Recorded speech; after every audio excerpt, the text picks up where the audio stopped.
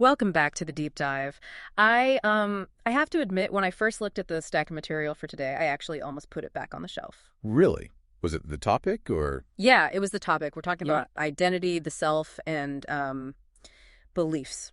And honestly, beliefs is usually right where I tune out. It feels soft. Soft in what way? Like it's not scientific. Right, like we're about to talk about horoscopes or motivational posters, just, believe in yourself kind of stuff. It's a huge trigger word for a lot of people, especially if you're looking for hard psychology.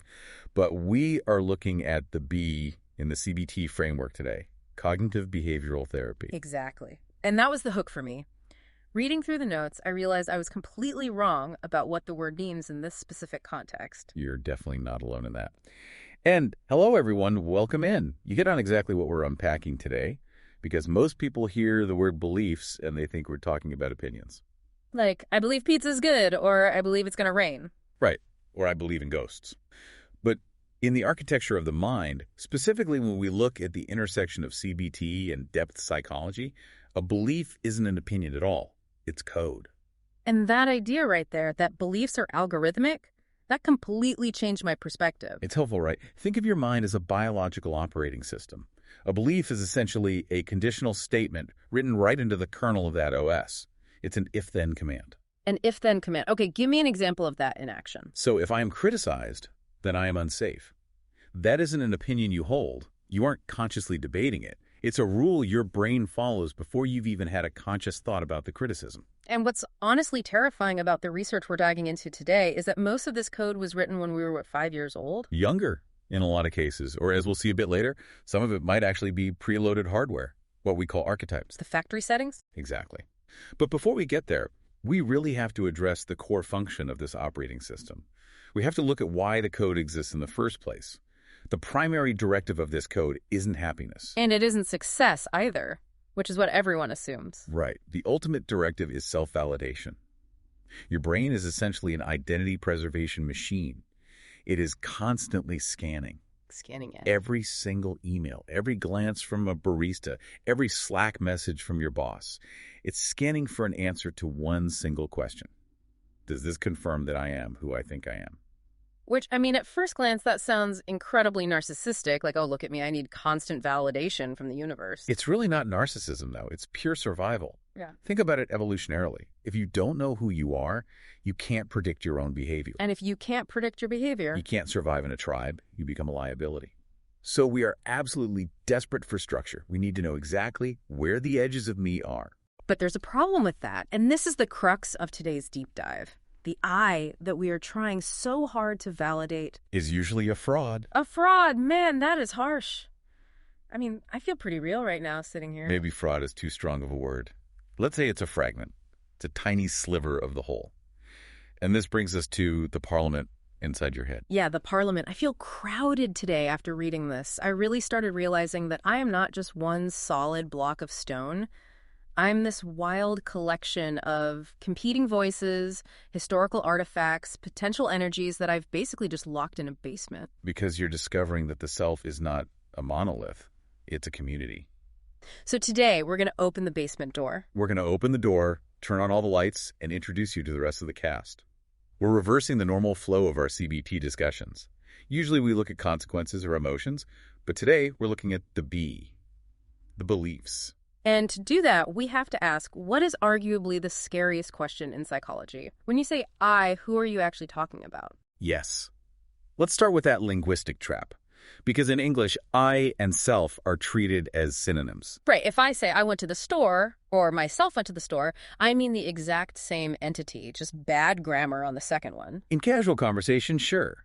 But psychologically, they are enemies. Or at the very least, they are complete strangers to one another. To really wrap your head around this, we need to look at the wardrobe analogy. I think it's the absolute best tool for visualizing the difference. I love this analogy. Lay it out for us. Let's build the wardrobe. Okay, I want you to imagine a wardrobe, but not just your normal closet at home. Imagine a massive infinite wardrobe that contains every single piece of clothing humanity has ever stitched together. Okay, so we're talking bespoke Italian suits, astronaut gear, scuba suits, clown costumes. Medieval armor, Victorian corsets, ripped jeans, monks' robes, military fatigues, everything. That entire wardrobe represents the self, capital S. It is the totality of human potential. So biologically, psychologically, I contain the hardware to be anything in that closet. You have the neural circuitry for extreme aggression, extreme tenderness, introversion, extroversion, logic, chaos, murder, and sainthood. It is all hanging on the rack. That is, I mean, it's a lot. And frankly, it's a little disturbing. You're saying I have the murderer coat just hanging in my closet. You have the potential for lethal aggression, absolutely. Yeah. If you didn't, you wouldn't be the descendant of apex predators. It's there. You just don't wear it. Right. I usually stick to jeans and a t-shirt. It's safer. Exactly. Because you cannot survive the world as pure potential. You would be paralyzed. You need to be specific to interface with reality. So usually around childhood and adolescence, you start selecting an outfit. You pick the nice guy shirt. You pick the hard worker boots. Maybe you pick the don't rock the boat hat. And you put those on to survive your very specific environment. Yes. This is crucial. We do not pick these outfits at random. If you grew up in a chaotic house where emotions were dangerous, maybe the stoic, unfeeling outfit was the only one that kept you safe. Or if you grew up in a highly competitive house, maybe you grabbed the high achiever armor, and you've just never taken it off. Precisely. That outfit, the specific selection of clothes you are wearing right now, is the I. It is the ego. Okay, I track with that. But here is where I get stuck.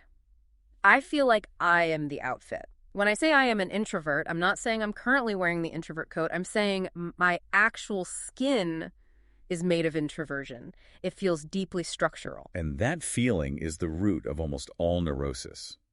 We mistake the clothing for the skin, we become fully identified with the limited selection we made years ago, and we forget that the rest of the wardrobe even exists. Why is that a bad thing, though? If the outfit fits, wear it. If I'm really good at being the responsible guy, why not just be that guy? Because you grow.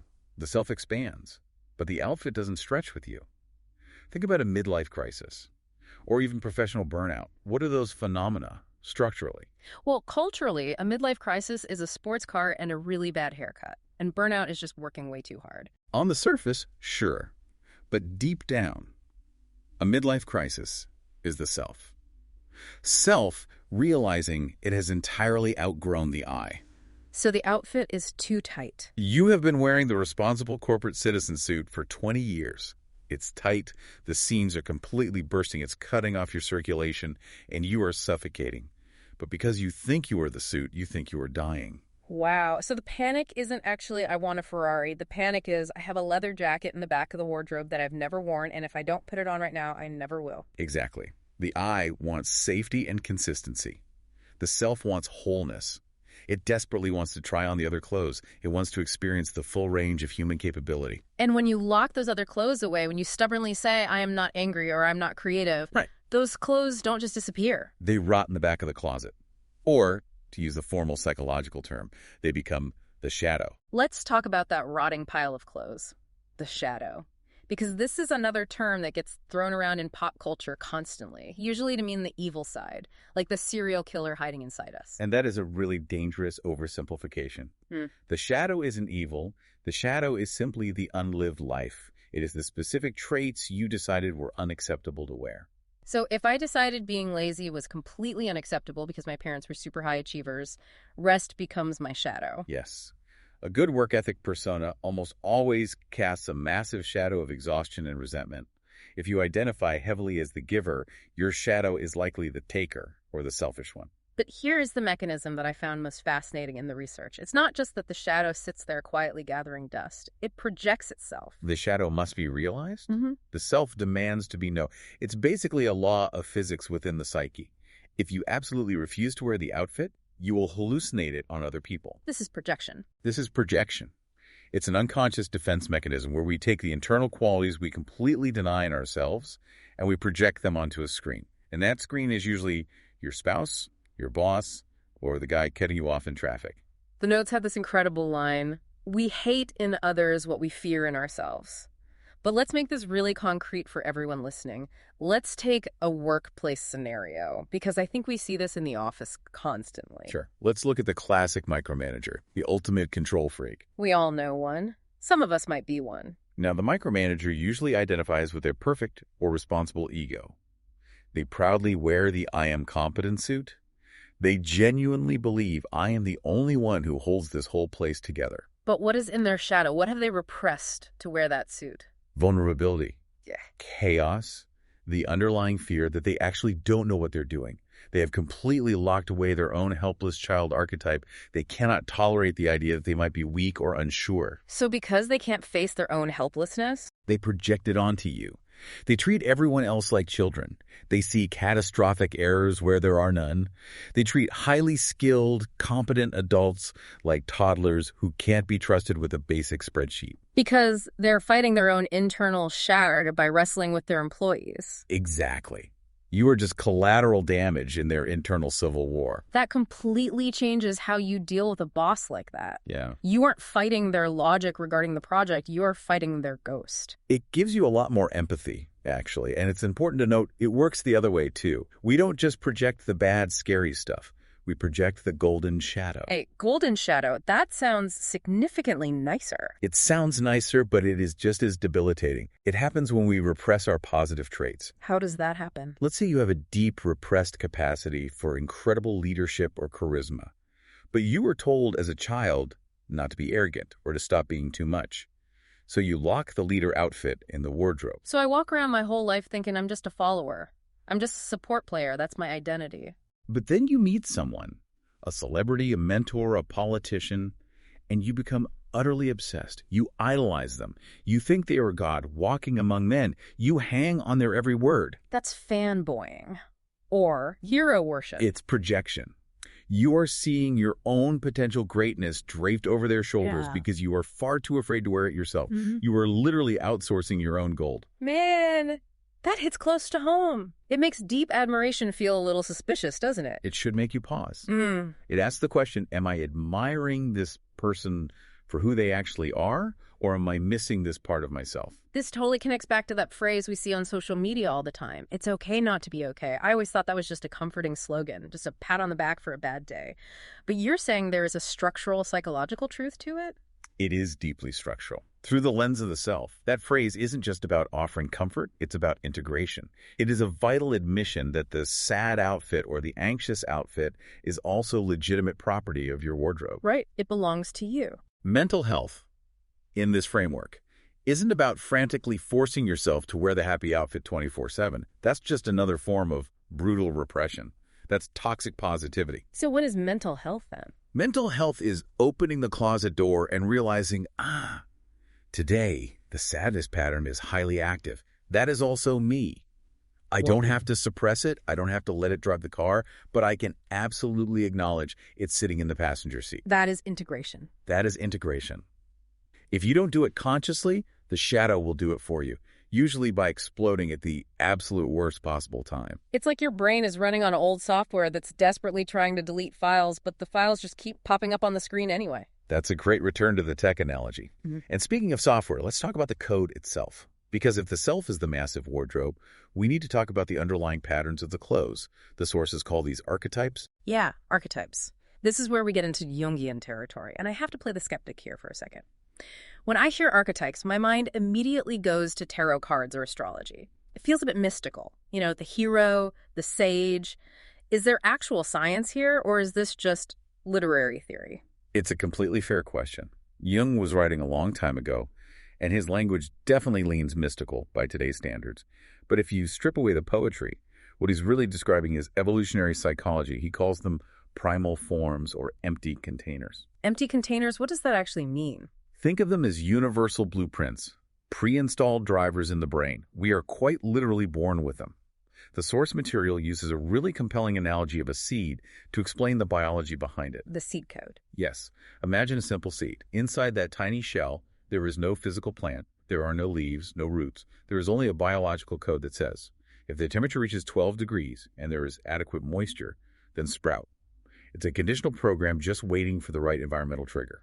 And humans have these exact same codes for complex behavior. Exactly. We have a preloaded code that says, if there is a helpless infant in front of me, then activate profound caretaking. That is the archetype of the mother. Or, if there is an imminent threat to the tribe, then activate aggression and defense. That is the archetype of the warrior or the father.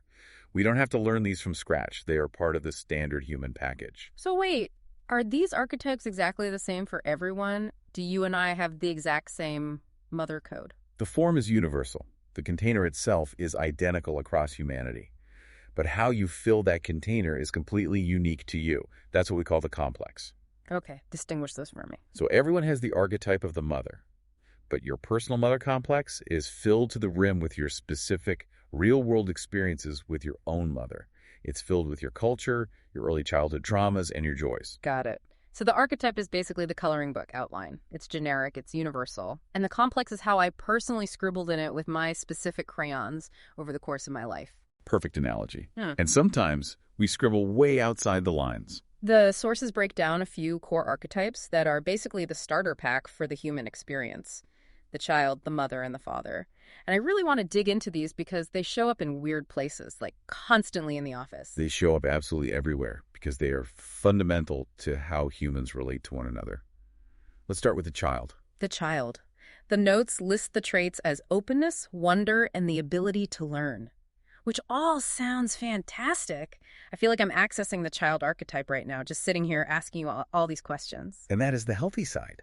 We desperately need the child to learn new things. We need the child to be creative and innovative. The child is the only part of you that actually knows how to play. But every single archetype has a shadow side, a trap. What's the trap of the child? Deep dependence. The complete abdication of responsibility. Right, just waiting for an adult to step in and fix it. Exactly. If we stay in the child archetype way too long, say well into our 30s or 40s, or if we constantly project it onto a boss or a romantic partner, we become incredibly passive. We constantly wait for permission to act. We wait for someone to save us. I've seen that at work. You get employees who are undeniably brilliant, but they completely refuse to make a single decision without getting sign-off from 3 different managers. That is the child desperately seeking the parent. Which naturally leads us to the parents, the mother and the father. And the sources were super clear on this, and I really want to emphasize it for everyone listening. We are not talking about biological parents here. We are not talking about gender. Correct. We are strictly talking about functions, energies. A biological man can and absolutely should access the mother archetype. A biological woman can and should access the father archetype. So break that down. What is the functional definition of the archetype of the mother? The mother archetype functions primarily to provide care, warmth, and sustenance. Its entire focus is in here, keeping the circle close, maintaining safety, nurturing the relationships within the home or within the team. It is the energy that teaches us intimacy and unconditional acceptance. In here, okay. And the father. The father archetype is entirely about out there. Its function is protection, yes, but specifically, it's about preparation for the brutal external world.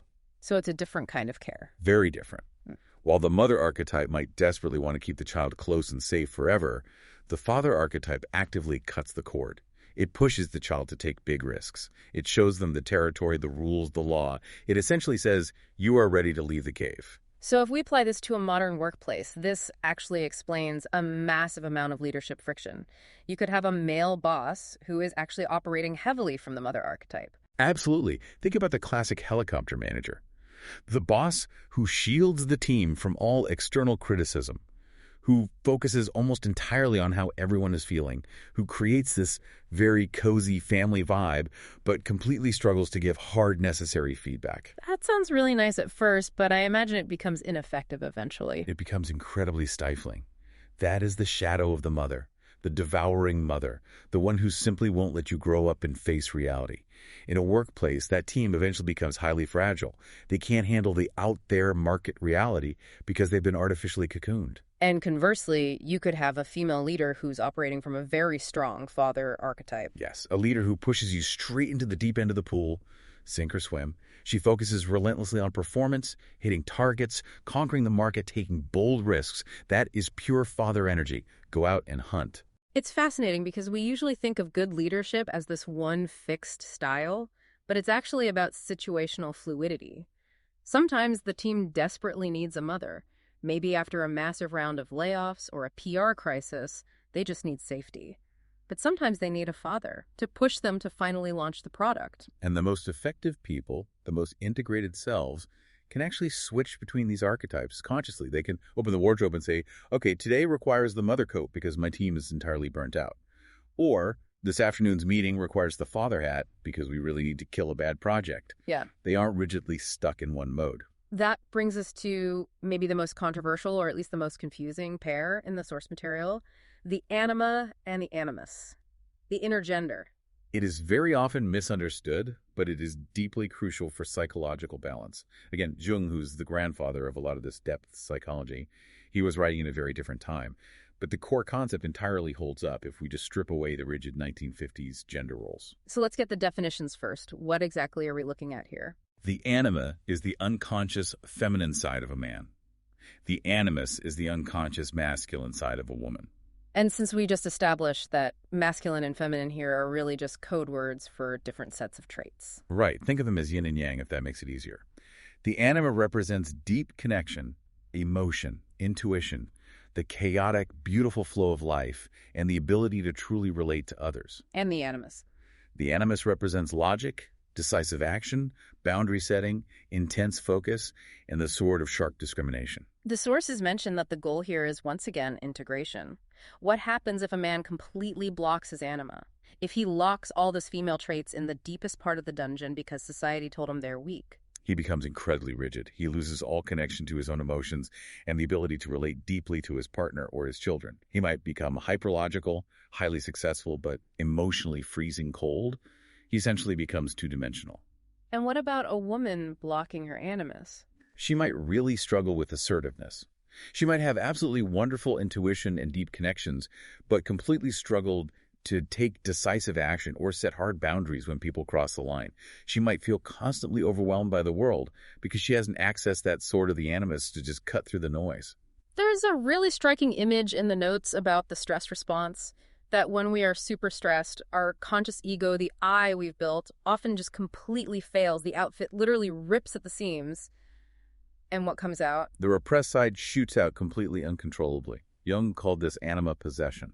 The source gives the brilliant example of the deeply stoic man, the guy who has fiercely repressed his anima, his emotion, his entire life.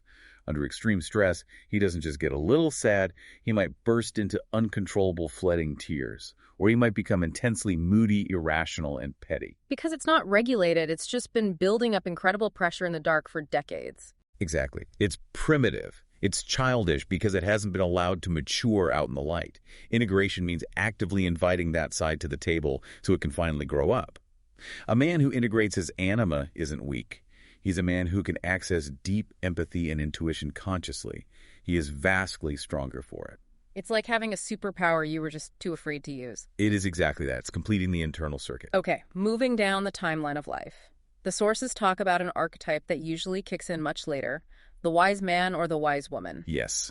This is the primary archetype of the second half of life, usually activating around 40 plus. I feel like I see you activate this one when you're explaining these really complex topics to me. You go full sage mode. I try my best. But yes, the dynamic here on the show host and expert often closely mirrors the child as the learner and the wise man as the teacher. But in the broader scope of life, this archetype has a very specific evolutionary purpose.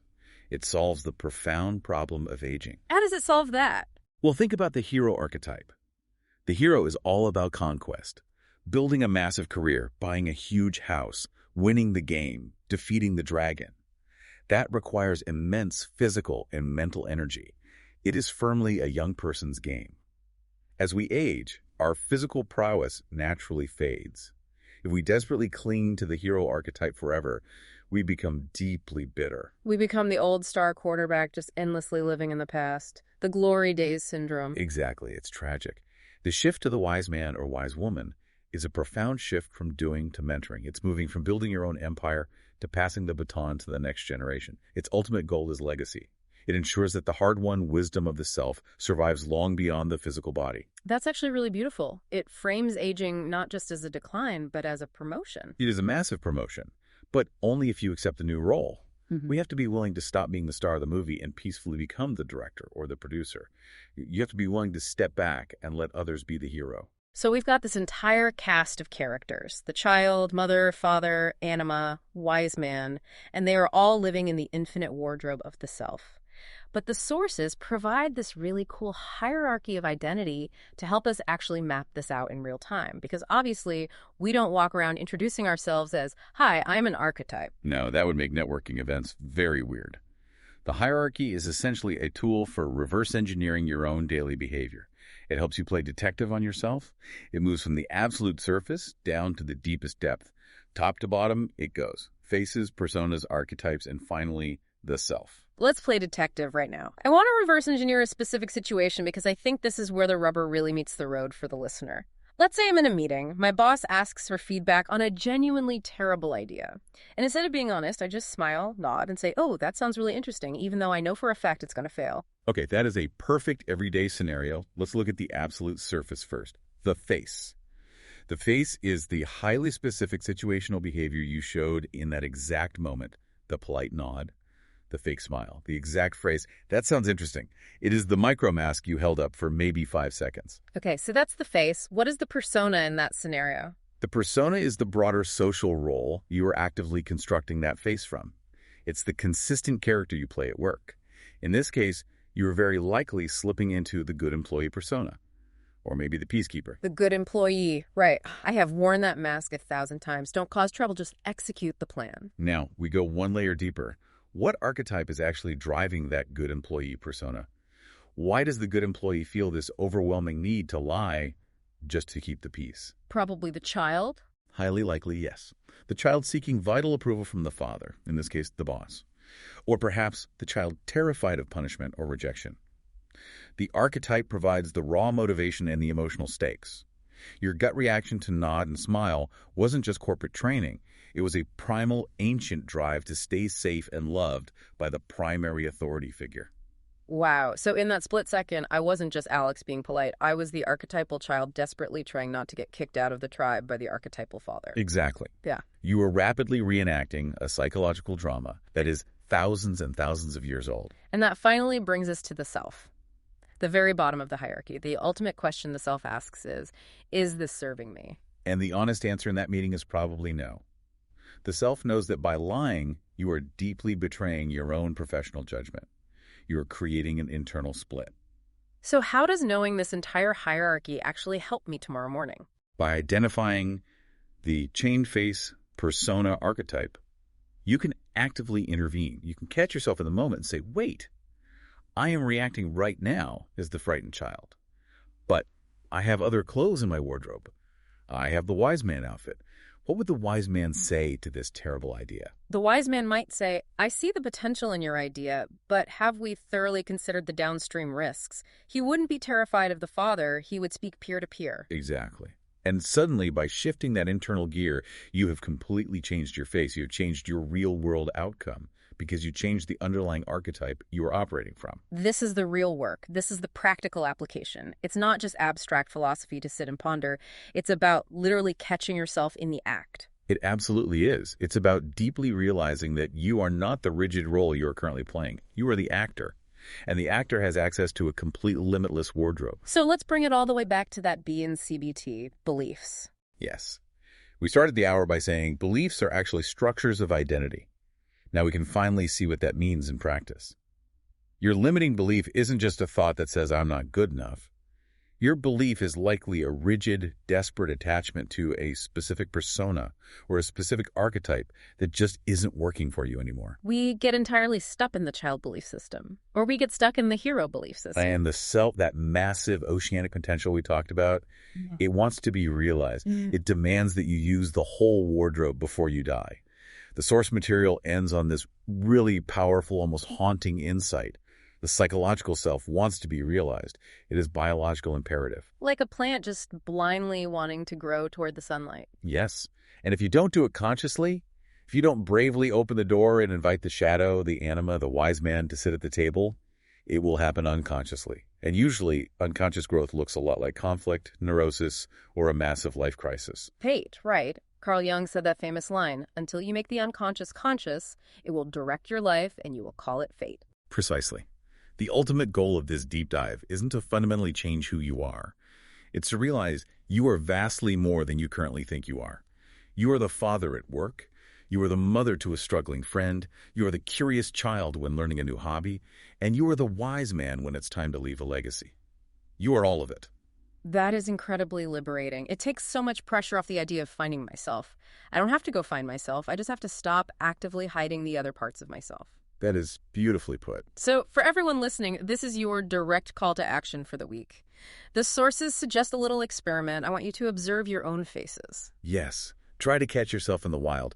When you get triggered, when you get suddenly angry in traffic, or when you completely shut down in a meeting, just stop. Ask yourself, which archetype is getting upset right now? Is it the proud warrior whose ego was bruised? Is it the scared child? Is it the overbearing mother? And don't judge it. Just calmly name it. Oh, look, the inner teenager is really furious that the internet is running slow today. Exactly. Simply naming it creates psychological space. Yeah. And in that tiny space, you finally have a choice of what to wear. Thank you for walking us through the wardrobe today. This was a complete mind bender in the absolute best possible way. I feel like I need to go have a very long team meeting with the voices in my own head. It was my absolute pleasure. Good luck with the Parliament. And to our listeners, thank you for lending us your ears and yourselves today. Keep asking those hard questions. Keep checking your wardrobe. We'll see you on the next deep dive. Goodbye, everyone.